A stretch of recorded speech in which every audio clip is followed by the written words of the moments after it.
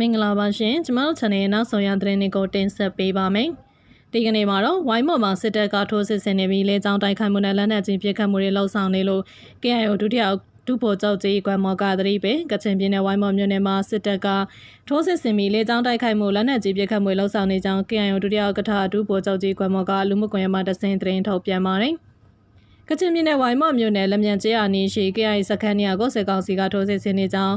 လေကြောင်းတိုက်ခိုက်မှုတွေလှုပ်ဆောင်နေတဲ့အပြင်ဝိုင်းမော်မြို့နယ်ခလာရ58ကလည်းလက်နက်ကြီးပစ်ခတ်နေကြောင်းမြေပုံညွှန်များနဲ့တကွာ KIO ဒုတိယဥက္ကဋ္ဌဒုဗိုလ်ချုပ်ကြီးကွမ်မော်ကတည်ပေးပါတယ်။အကြမ်းဖက်စစ်ကောင်စီကဧပြီလ2ရက်နေ့ကနေ22ရက်နေ့ထိ